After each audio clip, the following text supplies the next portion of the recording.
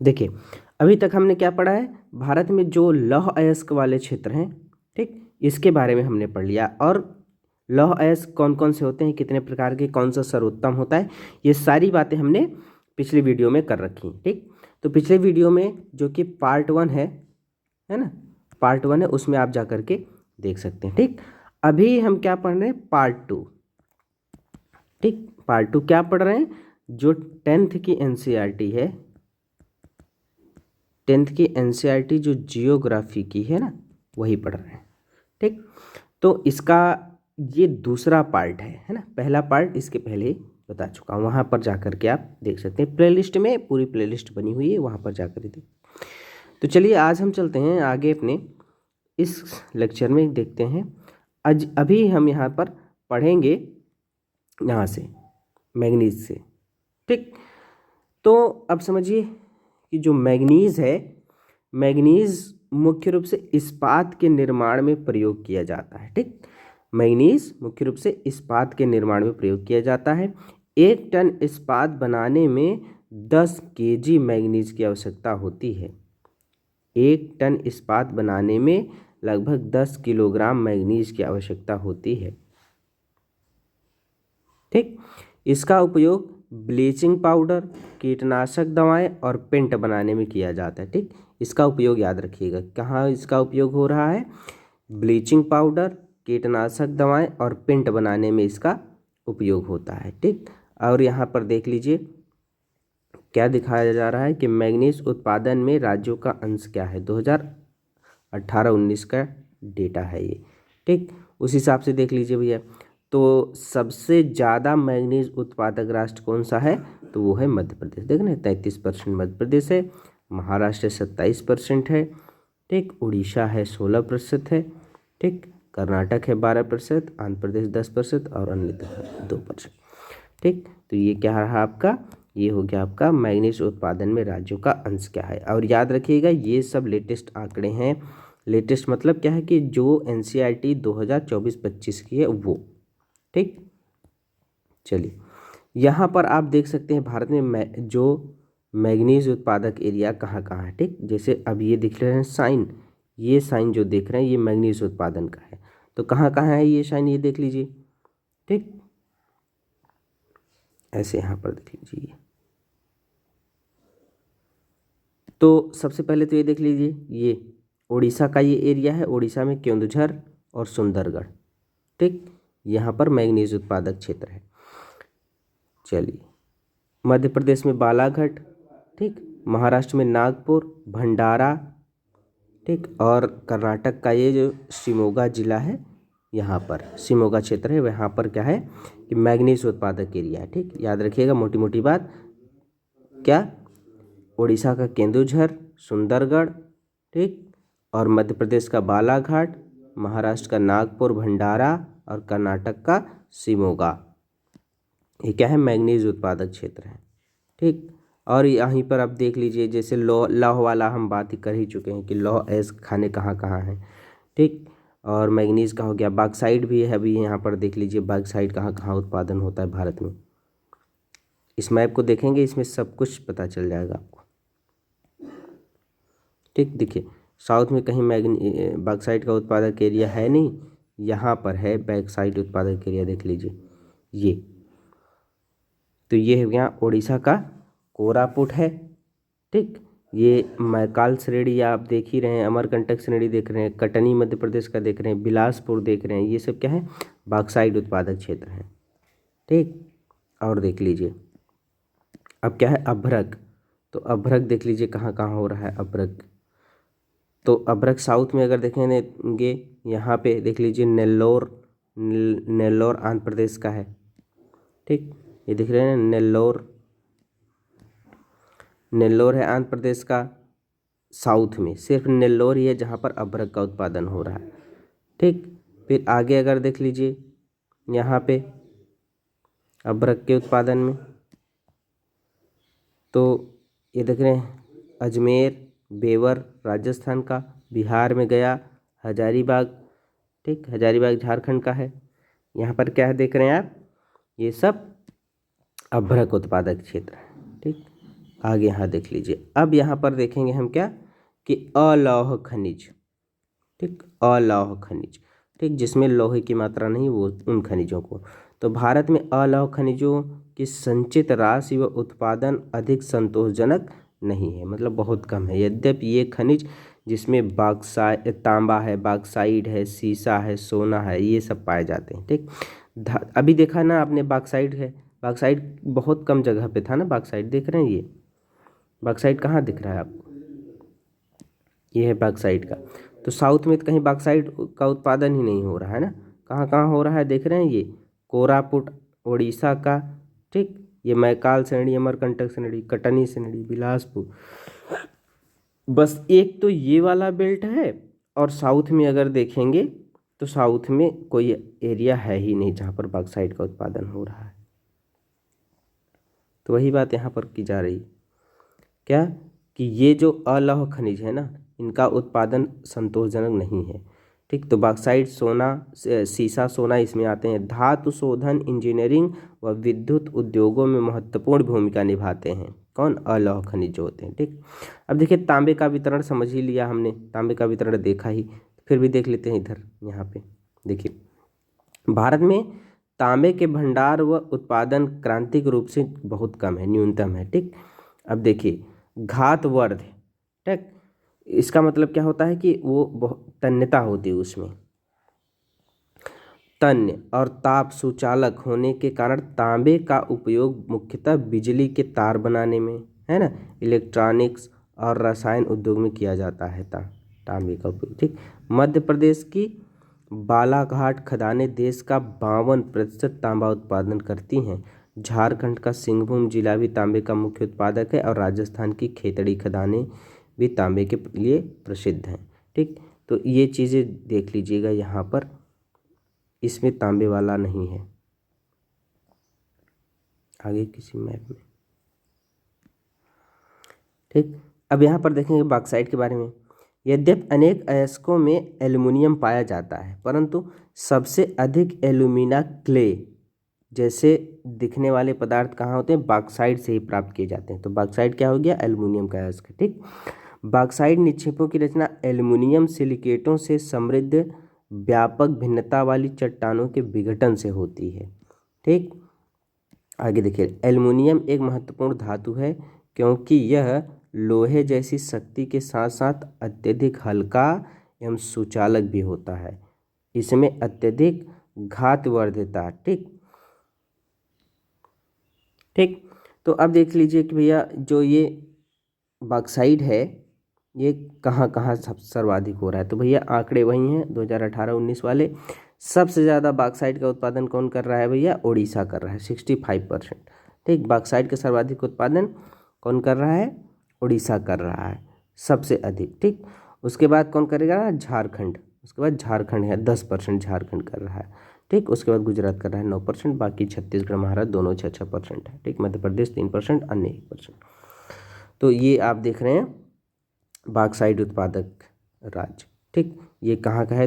ये मलाज खंड है, तांबा खदान। चलिए अब यहाँ देख लीजिए यहाँ पे कि भारत में बॉक्साइट के निक्षेप मुख्यतः कहाँ है? अमरकंटक पठार, मैकाल पहाड़ियाँ, बिलासपुर, कटनी के पठारी प्रदेश में पाए जाते हैं। इसको दिखा दिया आप हमने पीछे, आप जाकर के देखेंगे मैप में वो सब दिख जाएगा, ठीक। आगे देखिए भारत का सबसे बड़ा बॉक्साइट उत्पादक राज्य 18-19 के आंकड़े बता रहे हैं ना। यहाँ कोरापुट जिले में पंचपतमाली निक्षेप राज्य के सबसे महत्वपूर्ण बॉक्साइट निक्षेप हैं, ठीक है ना। कहाँ के भैया? उड़ीसा के, ठीक। याद रखिएगा उड़ीसा भारत का सबसे बड़ा बॉक्साइट उत्पादक राज्य है, ठीक। यहाँ पर कौन कौन से? कोरापुट जिले में है पंचपतमाली, ठीक। पंचपतमाली निक्षेप राज्य के सबसे महत्वपूर्ण बॉक्साइट निक्षेप माने जाते हैं, ठीक। एक रोचक तथ्य है यहाँ पर देख लीजिए कि क्या है भैया कि एल्युमिनियम की खोज के बाद सम्राट नेपोलियन तृतीय अपने कपड़ों पर एल्युमिनियम से बने हुक व बटन पहनता था तथा अपने खास मेहमानों को एल्युमिनियम से बने बर्तनों में भोजन कराता था तथा आम मेहमानों को सोने व चांदी के बर्तनों में भोजन परोसा जाता था। इस घटना के 30 वर्ष बाद पेरिस में भिखारियों के पास एल्युमिनियम के बर्तन एक आम बात सी थी, ठीक। ये अब यहाँ देखिए अधात्विक खनिज। ठीक, अधात्विक, अभी हमने क्या देखा, धात्विक खनिजों के बारे में देखा है ना। धात्विक में एक तो लौह वाली धातु और दूसरा अलौह वाली धातु। अब यहाँ पर देखने जा रहे हैं अधात्विक खनिज। अधात्विक खनिज सबसे पहले अभ्रक। अभ्रक क्या है भैया, अभ्रक एक ऐसा खनिज है जो प्लेटों अथवा पत्रण क्रम में पाया जाता है। ठीक, इनका चादरों में विपाटन यानी स्प्लिट आसानी से हो सकता है। ये परतें इतनी महीन हो सकती हैं कि इसकी 1000 परतें ना कुछ सेंटीमीटर ऊंचाई में समाहित हो सकती हैं। मतलब ये जो अभ्रक होता है ना, बहुत पतले चादर के रूप में निकल सकता है। मतलब 1 सेंटीमीटर, समझिए जैसे ये 1 सेंटीमीटर हो गया ना, तो केवल 1 सेंटीमीटर में 1000 परत तक हो सकती है, 1000 परत। वही बात यहाँ पर कही जा रही है कि ये परतें इतनी महीन हो सकती हैं कि 1000 परतें कुछ सेंटीमीटर ऊंचाई में समाहित हो सकती हैं। अभ्रक पारदर्शी, काले, हरे, लाल, पीले अथवा भूरे रंग का हो सकता है। ठीक, ये दोनों टाइप का अभ्रक हो सकता है। आगे यहाँ देखिए, इसका सर्वोच्च परावैद्युत शक्ति, ऊर्जा ह्रास का निम्न गुणांक और विंसवाहन के गुण और उच्च वोल्टेज की प्रतिरोधकता के कारण अभ्रक विद्युत व इलेक्ट्रॉनिक उद्योगों में प्रयुक्त होने वाले अपरिहार्य खनिजों में से एक है। ठीक, अभ्रक के निक्षेप कहाँ है भैया, छोटा नागपुर पठार के उत्तरी पठारी किनारे पर पाए जाते हैं। बिहार झारखंड की कोडरमा, गया, हजारीबाग पेटी अग्रणी उत्पादक हैं। राजस्थान के मुख्य अभ्रक उत्पादन क्षेत्र अजमेर के आसपास है ना। आंध्र प्रदेश की नेल्लौर अभ्रक पेटी भी देश की महत्वपूर्ण उत्पादक पेटी है। ठीक, अब यहाँ पर देखें चट्टानी खनिज।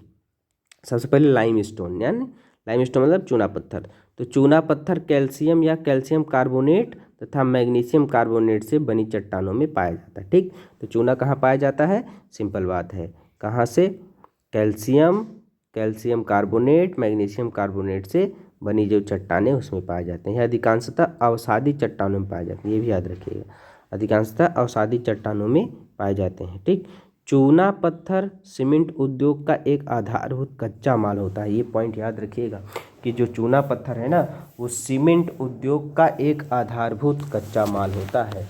यानी सीमेंट जो होता है वो चूना पत्थर वाली चट्टानों से बनता है, ये भी याद रखिएगा। और लौह प्रगलन की भट्टियों के लिए भी अनिवार्य है।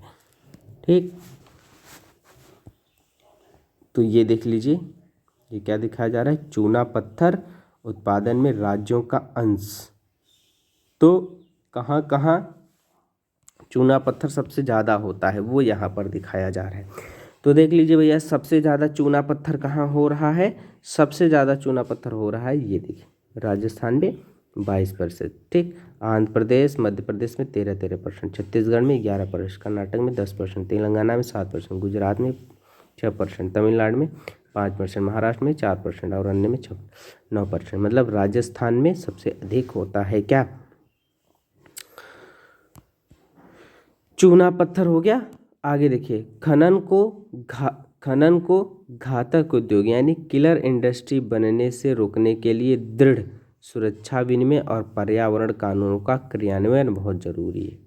ठीक, खनन के जोखिम क्या क्या हो सकते हैं, इधर देख लीजिए, ये खनन के जोखिम क्या है भैया।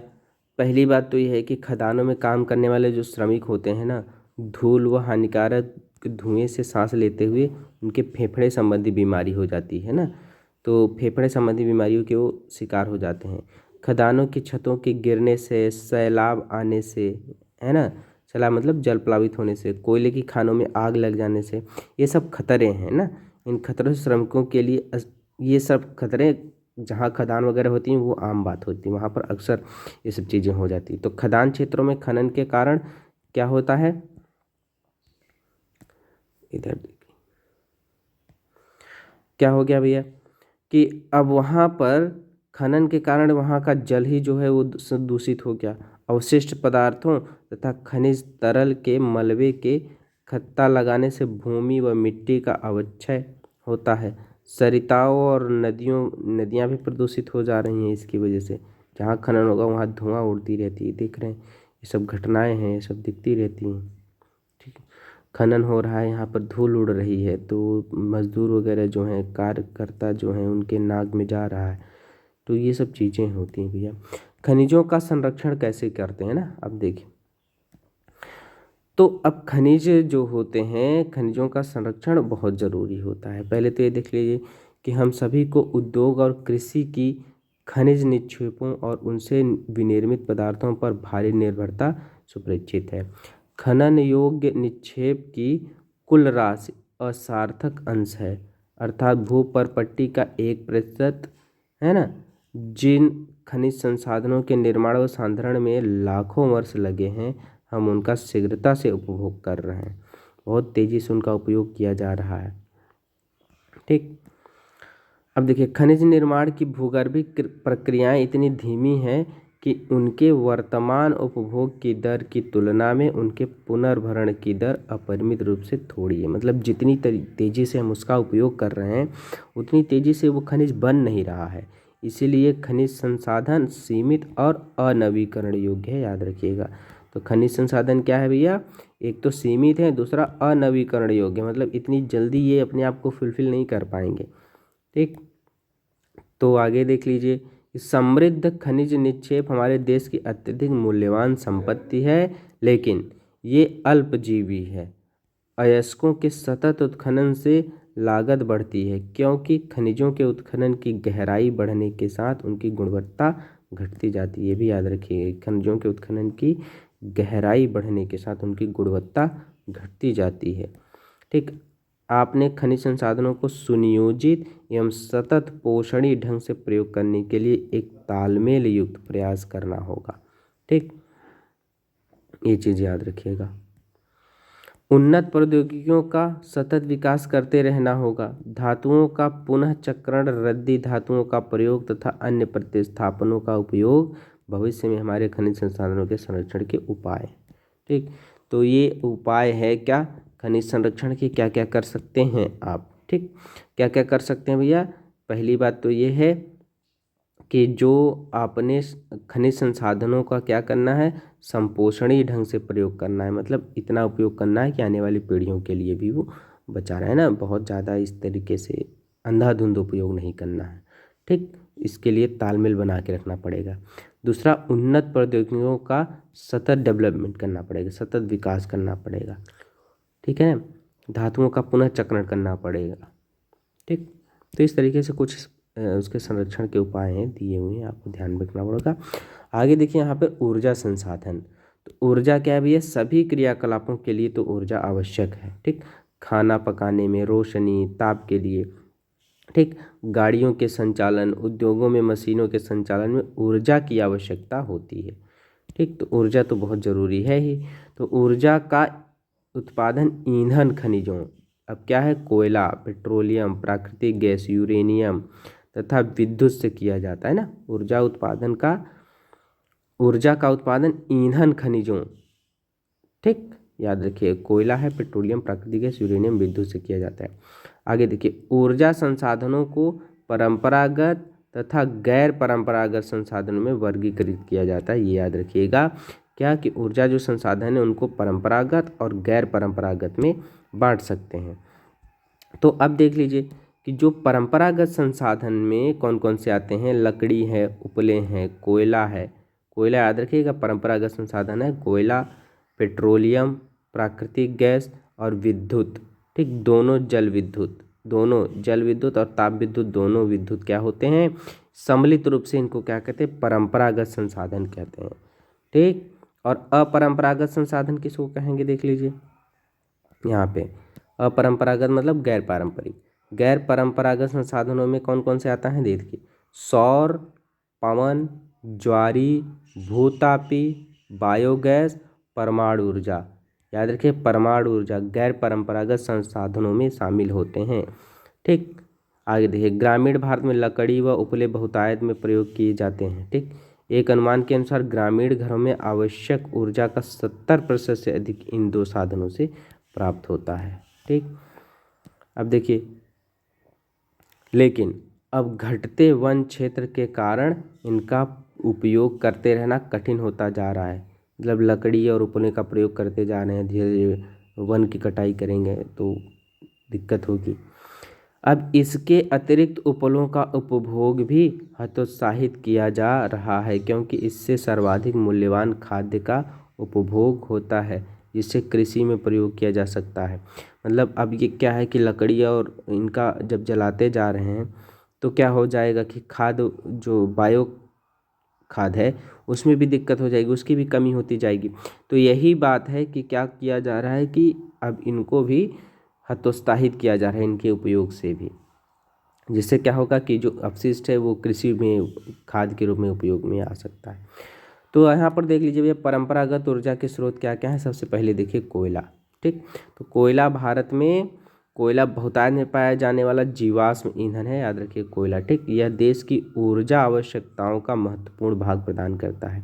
इसका उपयोग ऊर्जा उत्पादन, उद्योगों, घरेलू ज़रूरतों के लिए ऊर्जा की आपूर्ति के लिए किया जा रहा है कोयले का। ठीक, अब यहाँ से देखिए, भारत अपनी वाणिज्यिक ऊर्जा आवश्यकताओं की पूर्ति हेतु मुख्यतः कोयले पर निर्भर है। सबसे ज़्यादा कोयला से ही एनर्जी बन रही है। और देखिए, कोयले का निर्माण पादप पदार्थों के लाखों वर्षों तक संपीड़न, मतलब दबा दिया गया ना, संपीड़न मतलब दबाना। तो कोयले का निर्माण पादप पदार्थों के लाखों वर्षों तक संपीड़न से हुआ है। ठीक, इसीलिए संपीड़न की मात्रा, गहराई और दबने के समय के आधार पर कोयला अनेक रूपों में पाया जाता है। ठीक, और देख लीजिए, दलदलों में क्षय होते पादपों से पिट उत्पन्न होता है। याद रखिए, जहाँ दलदली क्षेत्र होते हैं वहाँ पर जो पेड़ पौधे दबे हैं वहाँ से पिट नामक कोयला उत्पन्न होता है। ठीक, इसमें कम कार्बन, नमी की उच्च मात्रा, निम्न ताप क्षमता होती है। लिग्नाइट देख लीजिए, लिग्नाइट एक निम्न कोटि का भूरा कोयला होता है ना, लिग्नाइट को भूरा कोयला बोल रहे हैं।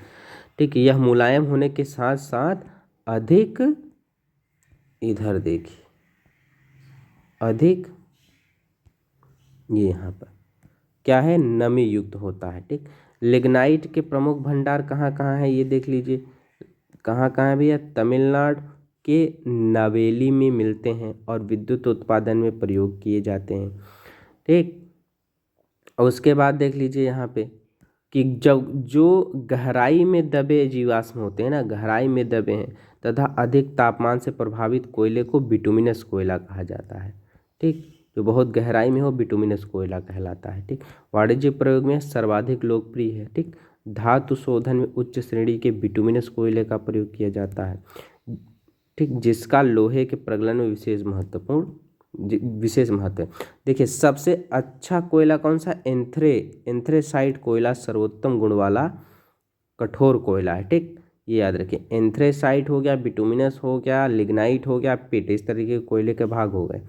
ठीक, अब देखिए, अभितरण देख लीजिए कि भारत में कोयला दो प्रमुख भूगर्भिक युगों के शैल में पाया जाता है। कौन कौन सा, एक तो गोंडवाना है, दूसरा टर्शियरी है। ठीक, एक गोंडवाना जिसकी आयु 200 लाख वर्ष से कुछ अधिक है, और दूसरा टर्शियरी निक्षेप जो लगभग 55 लाख वर्ष पुराने हैं। अब देखिए, गोंडवाना कोयले जो धातु शोधन कोयला है के प्रमुख संसाधन दामोदर घाटी यानी पश्चिम बंगाल, झारखंड, झरिया, रानीगंज, बोकारो में स्थित है, जो महत्वपूर्ण कोयला क्षेत्र है। ठीक, गोदावरी, महानदी, सोन, वर्धा नदी घाटियों में भी कोयले के जमाव पाए जाते हैं। और टर्शियरी वाले कोयला जो होते हैं वो केवल उत्तर पूर्वी राज्यों में यानी मेघालय, असम, अरुणाचल प्रदेश, नागालैंड में पाए जाते हैं।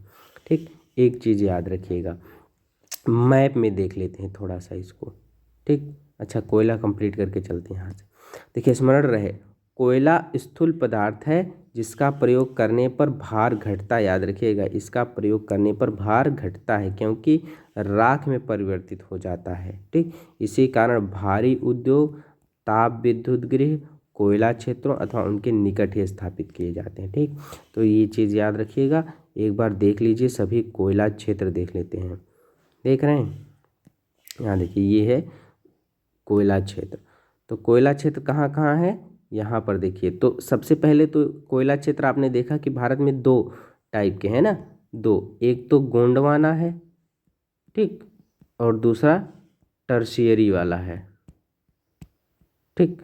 तो टर्शियरी वाला और गोंडवाना, तो गोंडवाना वाला ये इस एरिया में जो होंगे ना, इस एरिया में ये गोंडवाना वाले हो गए, और क्या कहते हैं इस क्षेत्र में टर्शियरी वाला होगा, ठीक। तो सबसे पहले हम क्या देख ले रहे हैं, कोयला क्षेत्र, प्रायद्वीप क्षेत्र वाला। तो देखिए प्रायद्वीप क्षेत्र में पहले तो ये देख लीजिए कहाँ कहाँ कोयला हो रहा है, देख रहे हैं यहाँ पे पश्चिम बंगाल में, यहाँ देखिए रानीगंज, ठीक, झारखंड में बोकारो और झरिया एरिया है, ठीक, और यहाँ देखिए उड़ीसा में तलचर है, ठीक, छत्तीसगढ़ में कोरबा है, मध्य प्रदेश में सिंगरौली है, ठीक, और यहाँ देखिए आंध्र प्रदेश का सिंगरेनी है।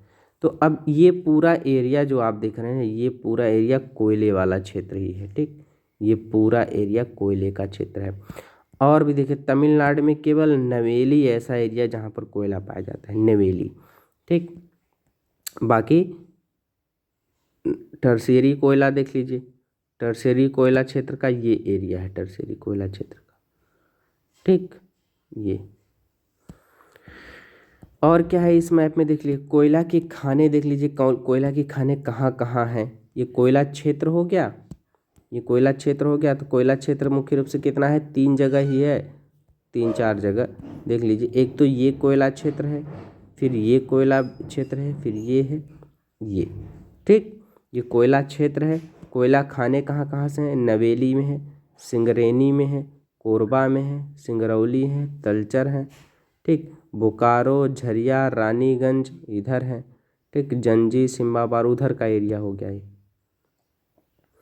जंजी हो गया, और यहाँ नज़ीरा हो गया उधर का, नॉर्थ ईस्ट का।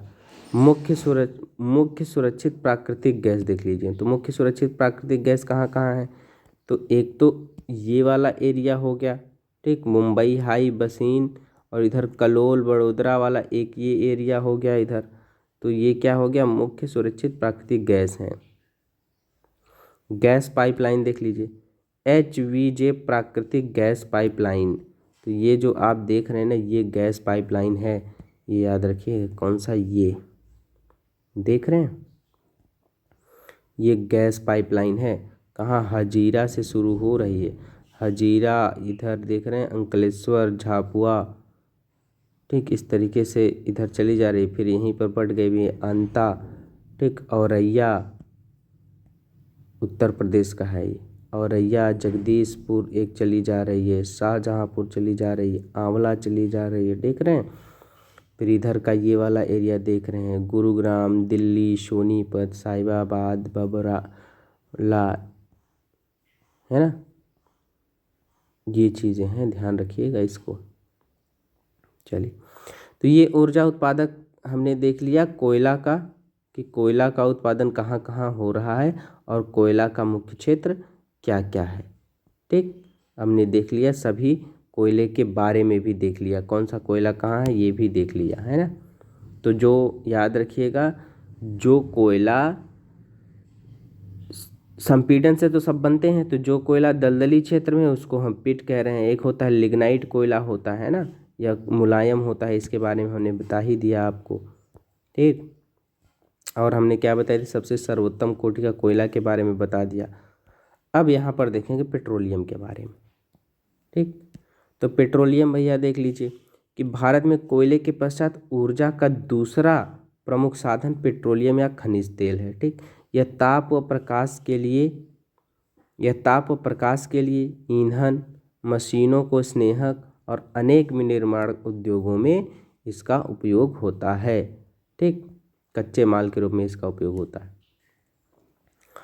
अब देखिए, तेल शोधनशालाएं संश्लेषित वस्त्र, उर्वरक, असंख्य रसायन उद्योगों में एक नोडी बिंदु का काम करती है।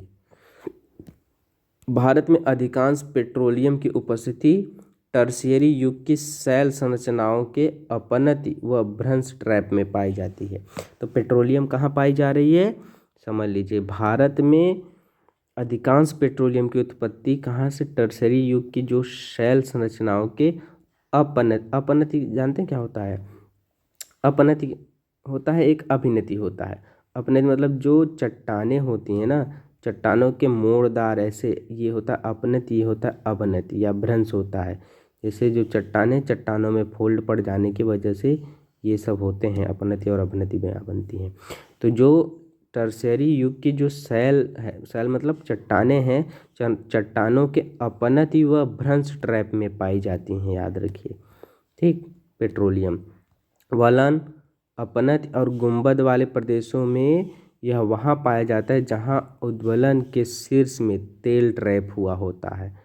आगे देख लीजिए, तेल धारक परत सरंध्र चूना पत्थर या बलुआ पत्थर होता है जिसमें तेल प्रवाहित हो सकता है। ठीक। आगे देखिए, मध्यवर्ती सरंध्र परतें तेल को ऊपर उठने व नीचे रिसने से रोकती हैं। सिंपल बात बस ऐसे समझ लीजिए कि जो चट्टान हो गई, मान लीजिए एक चट्टान है ना, एक चट्टान, और इसमें दब गया है, मान लेते हैं हम, जो जीवाश्म वगैरह है ये सब यहीं पर ऐसे दब गया है, और इसके ऊपर क्या हो गया है कि फिर से ऐसे चट्टानें आ गई है ना। तो अब इसी चट्टानों के बीच में ये पेट्रोलियम है। अब ये नीचे वाली जो चट्टान है बहुत कठोर है, इसको ये रिस करके नीचे नहीं जाने दे रही है और ये ऊपर भी नहीं आ रही, तो इस तरीके से चट्टानों के बीच में फंसा हुआ है। वही बात यहाँ पर किया जा रहा है कि मध्यवर्ती असरंध्र परतें तेल को ऊपर उठने व नीचे रिसने से रोक रही हैं। ठीक। अब पेट्रोलियम सरंध्र और असरंध्र चट्टानों के बीच भ्रंश ट्रैप में पाया जाता है, समझ रहे हैं ना, मतलब उन्हीं चट्टानों के बीच में पाया जाता है। ट्रैप मतलब क्या होता है, फैला हुआ है। प्राकृतिक गैस हल्की होने के कारण खनिज तेल के ऊपर पाई जाती है। ठीक। जो जहाँ पर ऐसे पेट्रोलियम दबा होगा ना, यहीं इसके ऊपर में गैस भी बनी रहती है, इसी को बोलते हैं प्राकृतिक गैस। ठीक। या यूँ समझ लीजिए कि जो जहाँ से जिस कुएं से पेट्रोलियम निकाला जा रहा है ना, या जिस खदान से पेट्रोलियम निकाला जा रहा है, उसके ऊपर ऐसे गैस बनी रहती, इसी को कहते हैं क्या, प्राकृतिक गैस।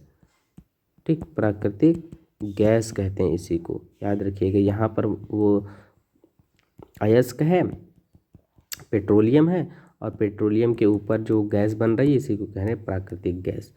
ठीक। तो वही प्राकृतिक गैस हल्की होने के कारण खनिज तेल के ऊपर पाई जाती है। अब भारत में मुंबई हाई, गुजरात और असम प्रमुख पेट्रोलियम उत्पादक क्षेत्र हैं। ठीक। अब मानचित्र में हमने दिखा ही दिया इसको, हो गया। तो मुंबई हाई वगैरह के बारे में बताया भी हमने कि भारत के प्रमुख गैस भंडार कहाँ है, मुंबई हाई और अन्य संबंध क्षेत्र पश्चिमी तट पर पाए जाते हैं, जिनको खंभात बेसिन में पाए जाने वाले क्षेत्र संपूरित करते हैं। पूर्वी तट पर कृष्णा गोदावरी बेसिन में प्राकृतिक गैस के नए भंडारों की खोज की गई है, ये याद रखिएगा। ठीक। इसके बारे में अभी देखेंगे। यहाँ देख लीजिए भैया, ये कि गेल द्वारा निर्मित पहली 1700 किलोमीटर लंबी हजीरा विजयपुर जगदीशपुर HVJ है ना क्रॉस कंट्री गैस पाइपलाइन ने मुंबई हाई और बसीन गैस क्षेत्र को पश्चिमी और उत्तरी भारत में विभिन्न उर्वरक, बिजली और औद्योगिक परिसरों से जोड़ा है। आगे यहाँ पर भी देख लीजिए कि इन गैस पाइपलाइनों ने भारतीय गैस बाजार के विकास को गति प्रदान की। कुल मिलाकर भारत के गैस बुनियादी ढांचे का विस्तार क्रॉस कंट्री पाइपलाइनों के 1700 किलोमीटर से बढ़कर 18,500 किलोमीटर तक 10 गुना से अधिक अब हो गया है, याद रखिएगा। आगे देखिए, और पूर्वोत्तर राज्यों सहित देश भर में सभी गैस स्रोतों और उपभोक्ता बाजारों को जोड़कर गैस ग्रिड के रूप में जल्द ही इतना यानी 34,000 किलोमीटर से अधिक तक करने की संभावना है। अब हम पढ़ेंगे ना इसके बारे में, विद्युत के बारे में ना, तो विद्युत के बारे में हम नेक्स्ट पार्ट में पढ़ेंगे, पार्ट 3 लेकर के आएंगे और उसमें इसको ख़त्म करेंगे। ठीक है ना, तब तक के लिए भैया नमस्कार।